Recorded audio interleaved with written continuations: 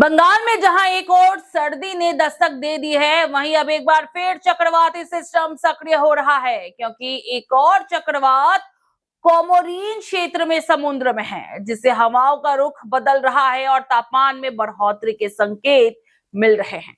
सबसे पहले बात करते हैं हवाओं की। रविवार से राज्य में हवाओं का रुख बदलने वाला है और इसके साथ ही तापमान में बदलाव देखने को मिलेगा। रविवार से मंगलवार के बीच दक्षिण बंगाल के अधिकांश जिलों में तापमान में 2 से 3 डिग्री सेल्सियस तक की वृद्धि हो सकती है।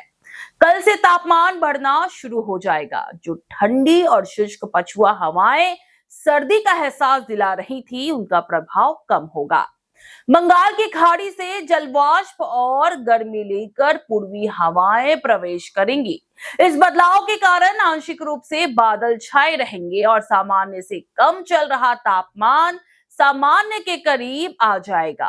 तापमान में वृद्धि के साथ हवा में जल वाष्प बढ़ेगी, जिसका सीधा मतलब है कोहरा। जी हाँ, रविवार से मंगलवार तक राज्य में कोहरे की संभावना बढ़ जाएगी।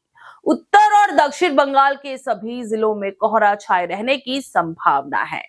कई जिलों में विजिबिलिटी 200 मीटर तक गिर सकती है, खासकर सुबह के समय। उत्तर बंगाल की बात करें तो उत्तर बंगाल के पहाड़ी जिलों और दक्षिण बंगाल के तटीय जिलों में कोहरा ज्यादा रहने की संभावना है। राजधानी कोलकाता की बात करें तो अभी रात का तापमान लगभग 17 डिग्री सेल्सियस बना हुआ है, वहीं जो सामान्य से लगभग 3 डिग्री कम है। लेकिन कल यानी रविवार से तापमान में वृद्धि होगी। मंगलवार तक कोलकाता में पारा 19 से 20 डिग्री सेल्सियस के आसपास रहेगा।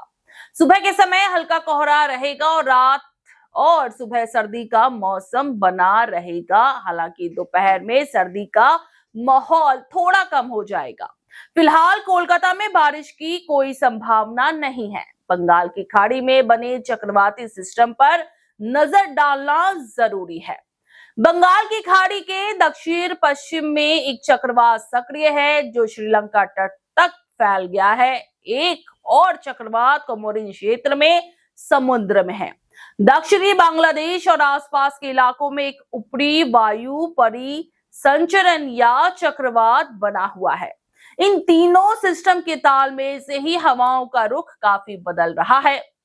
छत्तीसगढ़, राजस्थान, झारखंड, उत्तर प्रदेश और मध्य प्रदेश में अभी भी शीतलहर की स्थिति बनी हुई है।